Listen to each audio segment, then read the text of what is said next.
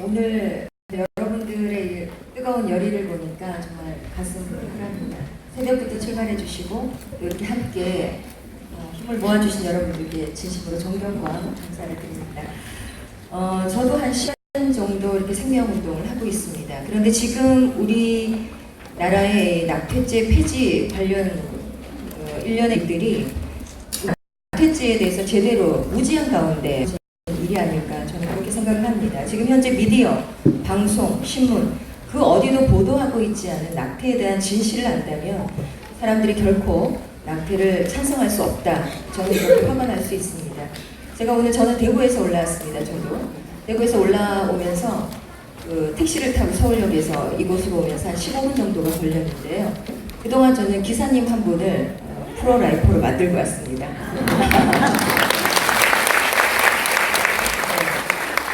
전혀 모르셨다라는 거죠. 지금 선생님께서 얘기하시는 얘기는 저는 전혀 언론에서 듣도 보도 못한 얘기다. 저는 당연히 여성을 차별하는 낙태죄를 폐지해야 된다고 찬성을 했었는데 듣고 보니까 그게 아니네요. 제가 그 얘기를 좀 드리도록 하겠습니다. 낙태죄의 근본 취지는 태아의 생명권 보호입니다. 여성 차별을 위한 것이 아닙니다. 그런데 지금 흔히 낙태를 찬성하는 측에서는 이것이 여성 차별이다라고 차별의 프레임을 씌우기 때문에 시대는 차별을 모두가 거부하는 것이 상식입니다. 저희 인간 차별하지 않죠, 그죠? 모든 걸 차별하지 않습니다. 그렇기 때문에 사람들은 낙태죄가 마치 여성을 차별하는 어떤 차별이라고 생각을 하는 거죠. 그렇기 때문에 모두가 동의를 하는 것입니다. 낙태죄는 여성의 기본권을 제한하거나 차별하는 것이 아니라 태아 생명 보호가 그 원칙이다라는 말씀을 드립니다. 그리고 여러분, 인간을 살해하면, 성인을 살해하면 살인죄에 처하게 되는데요. 무기징역이나 사형까지도 처할 수 있습니다. 그렇지만 여러분, 영아를 살해하게 되면 5년 정도의 형을 집행하는 걸로 알고요. 낙태죄는 거기에 비하면 현저하게 낮은 1년 이하의 징역에 처할 수 있고 200만 원 이하의 벌금형이 묻니다. 실제로 이런 집행을 벌금형을 받은 여성도 사실 거의 없습니다만 아무튼 그렇습니다. 그래서 낙태죄가 존속이 되고 낙태죄가 있어도 여성의 인권을 현저하게 차별했다? 그렇지 않습니다. 매우 제한적으로 태아의 생명을 보호하고 있다. 이것이 진실이다라는 말씀 드립니다. 그리고 많은 법률 전문가들조차도 매스컴에 나와서 주요 선진국들, 독일, 미국 이런 곳은 낙태가 합법화되었다. 이렇게 이야기를 합니다. 그래서 저희가 항의를 하면 사실상 합법하다 이런 이야기 하는데요. 이건 옳지 않은 표현이고요. 모든 주요 선진국은 낙태가 다 형법상 죄입니다. 물론 북한, 중국, 베트남 이런 국가는 낙태죄가 없습니다만 대부분의 주요 선진국들은 낙태를 형법상 죄로 정하고 있습니다. 다만 초기 임신에 대해서 제한적으로 낙태를 법적으로 허용하는 것입니다. 그래서 사실은 언론에서 낙태 찬반 논란이라든지 합법화 이런 이야기는 사실상 어떻게 보면 성균관대 그 김천수 교수님은 국어의 문제다라고 이야기하실 정도로 옳지 않은 표현입니다. 그래서 우리는 지금 낙태를 초기 임신에 대해서 제한적으로 얼마만큼 허용할 것이냐 그걸 두고 이제 저희가 다퉈야 될 것 같습니다. 그리고 지금 많은 그 저널들에 보면 낙태 후유증에 대한 사례들이 굉장히 많이 나옵니다. 낙태는 여성들에게 육체적으로 정신적으로 매우 극심한 후유증을 남기는 시술이고요. 사실은 세이프 어버션이라고 해서 낙태를 찬성하는 측에서는 낙태가 안전한 시술이 될 수 있다. 합법화만 되면 이런 이야기를 하는데요. 실제로 그렇지 않고요. 낙태가 합법화된 미국에서도 여성들은 낙태 후유증을 겪고 있고 미국 심리학회나 정신의학회에서는 낙태로 인한 정신적, 육체적 후유증을 매우 많이 보고를 하고 있습니다. 그래서 실질적으로 낙태 후유증을 치료하는 사례들이 굉장히 많습니다. 그래서 낙태가 합법화된다고 해서 여성들이 더 행복해지거나 건강해지는 건 아니고요. 오히려 세이프 어버션 가이드라인이라고 하는 것은 낙태가 안전하다라는 말이 아니고요. 낙태가 매우 위험한 시술이기 때문에 이 위험한 시술을 할 때는 반드시 안전한 수칙을 지켜야 되기 때문에 세이프 어버션 가이드라인이 있다라는 말씀을 드립니다. 네, 전문가로부터 다 확인된 그런 이야기입니다. 그리고 우리나라는 지금 최근 10년간 출산 정책에 100조 넘게, 비공식적으로는 140조 이상 썼다고 하는데요. 우리나라는 지금 전 세계 유례 없는 초저 출산 국가가 되고 있습니다. 아이를 낳지 않습니다. 지금 우리나라 그 불임 난임 정책을 보면 연간 그 불임 난임 시술비가 몇 년 전에 700만 원에서 지금 1000만 원까지도 상향 조정이 된 걸로 알고 있고요. 지금 문케어에서는 불임 난임에 대해서 더 확대해서 지금 보장을 해주고 있습니다. 그리고 연령제도 폐지를 했습니다. 그래서 나이를 일정 기간을 두고 난임 불임 시술비를 지원하는 것이 아니라 그 나이 제한도 없앴고요. 그리고 결혼을 하지 않은 커플에게도 난임 시술비를 제공하고 있습니다. 이런 국가에서 지금 가진 아기, 태어난 아기를 키울 수 없어서 사회적으로 경제적인 여건이 안 돼서 낙태를 할 수밖에 없다는 건 참 말이 안 되는 것 같습니다. 그래서 우리나라의 이 출산 정책이 제대로 실효성 있게 좀 진행이 돼야 되지 않을까 하는 얘기를 하고요. 최근에 한 판사님이 4월 11일 그 헌재 판결을 두고 이런 이야기를 했습니다. 대한민국 사법이 여성에게 존재한 유일한 순간이라고 하면서 4월 11일 헌법 불합치 판결을 찬양하는 글을 신문에 기고를 했는데요. 정말 기가 찰 노릇입니다. 그 칼럼을 보시면 무슨 내용이 있냐면 한 미혼 여성이 힘들게 혼자 아이를 낳았습니다.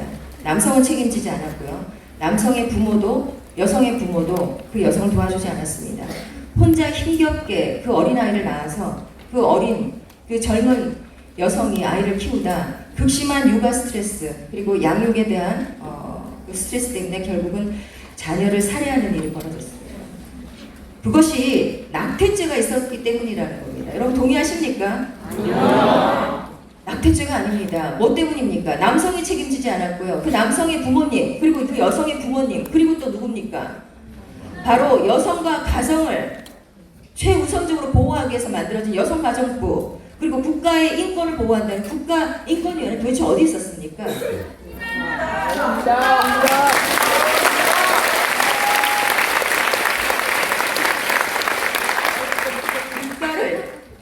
국가의 인권, 생명을 보호해야 될 국가인권위원회가 도대체 어디 있었냐는 거죠. 이것이 낙태죄가 있어서 여성이 그런 사례를 저지른 것이 아닙니다. 그 누구도 책임지지 않는 그 여성 혼자서 그 양육과 그 아이를 책임져야 되는 그 극심한 그 스트레스 때문에 결국은 그 아이를 죽이게 된 것이죠. 모두의 비극입니다. 사실 아이를 키우는 것은 이제 우리 공동체의 책임입니다. 그래서 우리 공동체가 그 책임감을 같이 통감하고 그 고통을 우리가 어떻게 하면 해결할 수 있을지 고민을 해야 되지 않을까 하는 생각을 합니다. 그리고 지금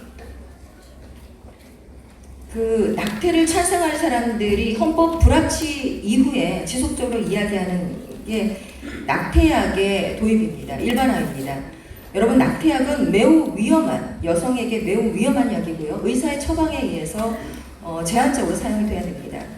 그런데 여러분 초기 임신을 만약에 저희가 법적으로 허용하게 되면 그동안은 사실은 이게 암암리에 이제 비밀리에 이루어졌기 때문에 비밀 보장은 됩니다. 그런데 무슨 얘기냐면 낙태가 합법화되면 아마도 이것이 급여화될 가능성이 굉장히 높은데요. 그렇게 되면 낙태가 공식적으로 기록이 남습니다. 지금 현행법상 낙태가 불법이고 여성들이 비밀리에 낙태를 하고 있는데 아마 합법화되어서도 여성들은 낙태를 결코 공개하고 싶지 않을 겁니다. 미국 사례를 보면 알 수 있는데요. 미국은 24주까지 법적으로 낙태가 허용이 되지만 대부분의 여성들이 비밀리에 낙태를 합니다. 그 이유는 우리가 모성이 본능적으로 태어나는 생명이라고 인식하기 때문에 낙태를 살인이라고 인식합니다. 아무리 법적으로 합법적으로 낙태를 보장한다 하더라도 여성들은 죄책감을 느낄 수밖에 없고 부끄럽게 생각을 할 수밖에 없다는 거죠. 그런데 왜 낙태약을 도입해야 된다고 적극적으로 이야기를 하느냐. 낙태약과 초기 낙태 시술의 차이점은 몇 가지가 있는데요. 물론 소파술이라고 하는 이 낙태 시술, 초기 낙태 시술이 매우 위험한 시술입니다만 낙태 시술을 하기 위해서는 의사가 있어야 되고요. 수술실이 있어야 됩니다. 그리고 의사가 하루에 할 수 있는 낙태 시술은 매우 제한적입니다. 그런데 낙태약을 도입하게 되면 이 제한 요건들이 다 없어집니다. 의사가 필요 없고요. 수술실이 필요 없고요. 그리고 하루에 제한되는 낙태 시술의 건수가 없어집니다. 무슨 얘기냐면 결국은 이게 돈벌이로 간다는 거죠. 거대 낙태 산업입니다. 그래서 미국은 73년도 낙태 초기 임신이 합법화된 로에웨이드 판결 이후에 무려 46년 동안 매우 극심한 낙태로 인한 고통을 전 국민이 겪었습니다. 낙태와 장기 밀매는 이미 대부분의 공중파에서 탐사 보도로 이미 다 보도를 했고요. 끔찍한 일들이 벌어지고 있죠. 그리고 어린 소녀들 비밀리에 프라이버시를 지키면서 사적으로 낙태를 하고 싶은 그 여성들에게 낙태약을 처방합니다. 결국 이게 낙태 산업, 돈벌이로 이용이 되고 있다는 거죠. 미국은 결국 이 진실을 이제 깨닫게 되었고요. 몇 년 전부터 언플랜드라고 하는 영화가 최근에 상영이 되면서 낙태를 여성의 인권, 여성의 행복권, 여성의 선택권을 주기 위해서 낙태를 찬성한 것이 아니라 결국은 돈벌이의 수단이 되었다는 것을 미국민들은 이제 알고 있습니다. 최근 들어서 미국에서 낙태 찬성이냐 반대를 조사했더니 드디어 이제 미국에서도 낙태를 반대하는 인구가 훨씬 더 많아졌다는 보고를 제가 받게 되었습니다. 그래서 지금 미국 트럼프 정부에서도 가족 계획을 가족 계획이라는 미명하에 거대 산업, 낙태를 돈벌이에 이용했던 미국 가족계획연맹에 더 이상은 예산 지원을 하지 않겠다, 이런 공언들을 트럼프와 또 부통령인 펜스가 공식 선상에서 하는 것을 들었습니다. 여성은 임신하지 않을 권리는 있습니다. 물론 바람직하지 않은 것이지만 여성이 임신하지 않을 권리가 있습니다. 다만 여성에게 생명이 잉태된 순간 그 생명은 또 다른 독립된 생명체이기 때문에 여성도 또 아버지도 남성도 생명에 대한 그 생명을 태어날 것인지 말 것인지를 결정할 권리가 우리에게 없다는 겁니다.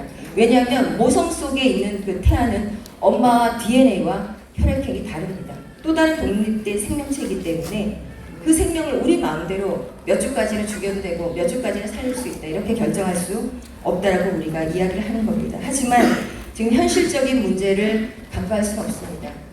많은 국민들이 또 국회의원들이 낙태를 찬성하고 있습니다. 그래서 우리는 최대한 개정법에서 최대한 주수를 낮춰서 하나의 생명이라도 더 구할 수 있는, 낙태를 조금이라도 더 줄일 수 있는 그 개정법을 저희가 만드는데 좀 집중을 해야 되지 않을까 하는 생각을 합니다.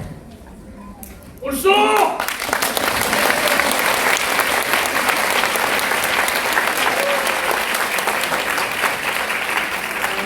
최근 미국에서는 우리 모두가 동의하고 있지만 현실적인 문제를 법 개정안에서는 사실 간과할 수 없기 때문에 어쩔 수 없이 우리가 눈물을 머금고 절충안을 만들어야 될 것 같습니다. 최근 그 낙태 관련된 이 전 세계적인 그 패러다임을 저희가 볼 필요가 있는데요. 대부분의 주요 선진국들은 1970년대, 80년대에 낙태법이 개정이 됐습니다. 그러나 지금 대한민국은 2019년도입니다. 선진국이 70년도, 80년도에 기준을 삼았던 그 기준이 2019년도 대한민국의 낙태법 개정안의 스탠다드가 되어서는 절대 안 된다라고 생각을 하고 있습니다. 오히려 최근 미국은요, 2013년도부터 헐빛 빌이라고 해서 초음파로 태아의 심장 박동이 확인이 되면 낙태를 금지하는 태아 심장 박동법이 발의가 되고 있고 여러 주에서 통과가 되었고 수많은 주에서 논의가 되고 있습니다. 그렇기 때문에 지금 현재 추세는 미국도 오히려 낙태법이 더 강화가 되고 주수가 더 낮아지고 있는 그런 추세다라는 말씀을 드립니다. 그리고 국가와 사회가 발전이 되면 생명 보호, 존중 수준은 매우 높아집니다. 여러분 요즘 동물권, 동물복지라는 이야기 들어보셨나요? 네, 동물에게도 동물권이 있다는 거죠. 동물을 보호하기 위해서 그걸 국가가 제도적으로 지금 정책을 만들고 법을 위반하고 있습니다. 그런데 인간의 뱃속에 잉태된 생명에 대해서 우리가 과연 얼마나 보호하고 있는지 묻고 싶습니다. 그래서 오히려 국가가 발전하고 선진국이 되면 생명 존중의식이나 생태에 대한 법이 오히려 더 강화가 됩니다. 그런데 대한민국은 지금 그 전 세계적인 추세에 역행하고 있다, 그렇게 생각이 듭니다. 맞습니다. 그래서 우리나라가 지금 낙태에 대해서 왜 이렇게 그러면 찬성을 할 수밖에 없는 그런 사회적인 여건들을 가지고 있느냐. 그거는 저도 여성이지만 우리나라의 여성들이 매우 큰 차별과 고통 속에서 지금 견뎌왔습니다. 저 역시도 마찬가지고요. 여성이면 이 자리에 오기까지 많은 우리가 투쟁을 해야 됐습니다. 그럼에도 불구하고 여성이 아이를 낳는 건 불변의 진리이죠. 남성이 아이를 낳을 수가 없습니다. 그래서 저는 여성이 아이를 낳는 것은 성 차이에 의한 것이지 여성 차별이 아닙니다. 저는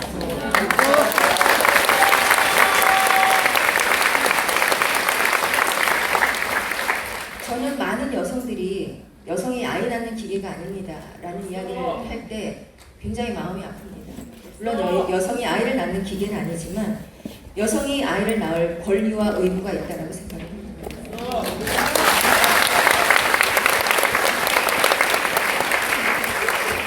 다만 거기에 그동안 남성도, 국가도, 사회도 존재하지 않았던 것 같습니다. 그래서 여성들이 많이 고통스럽고요. 너무도 고통스러운 그 여성들이 막다른 골목에서 결국은 자기 뱃속에 있는 아이를 죽임으로써 그 고통에 대해서 항거한 것 같습니다. 그래서 저는 낙태한 여성을 처벌하라거나 낙태한 여성이 잘못됐다 저는 비난하고 싶지 않습니다. 오히려 진정한 여성을 보호하기 위해서 저는 낙태를 반대합니다.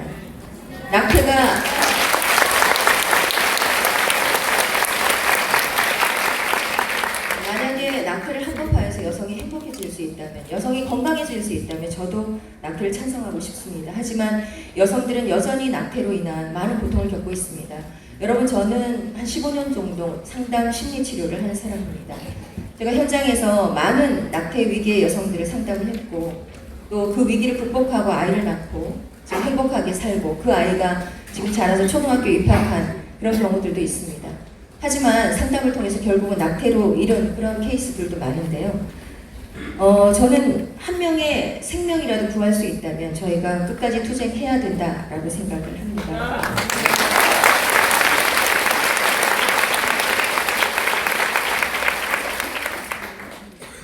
그리고 가장 중요한 시기가 바로 0세, 엄마 뱃속부터 3세까지입니다. 저도 일하는 여성이고 일하면서 아이를 키웠습니다. 하지만 그 시기는 결국 모성이 아이를 보호해야 되는 가장 좋은 시기입니다. 엄마의 애착이 필요한 시기죠. 어린이집에 보내고 유치원에 보내면 지원할 것이 아니라 모성이 아이를 키울 수 있도록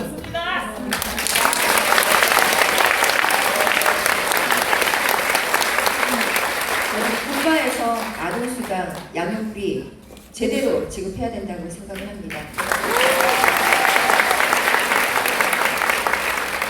독일에서는 지금 양육비를 국가가 선지급을 해주고 있습니다. 남성 책임법보다 국가가 더 책임이 우선한다는 거죠. 그 이유는 부모를 위해서 양육비를 대지급해 주는 것이 아니고요. 아동의 기본권 때문입니다. 아이가 엄마 뱃속에 잉태되고 태어나면 행복하고 건강하게 자랄 아이의 기본권이 있다는 겁니다. 그래서 기본권 차원에서 아동수당과 양육비를 지급해주고 있습니다. 17세 이상의 청소년이면 성관계를 해서 원치 않은 준비되지 않은 임신을 했다 하더라도 양육비를 책임져야 됩니다. 이것을 국가가 가르치고 있습니다. 우리나라도 성교육에서 피임법만 가르칠 것이 아니라 양육비 책임법이 존재한다는 사실 가르쳐야 합니다.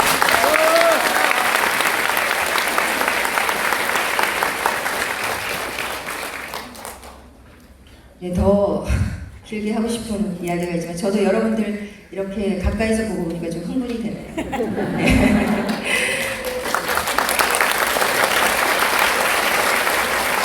네, 이제 마무리하겠습니다. 제가 또 이 자리에서 다 하지 못한 이정미 의원의 모자보건법 개정안에 대한 반대 의견은 국민일보에 제가 기고를 했습니다.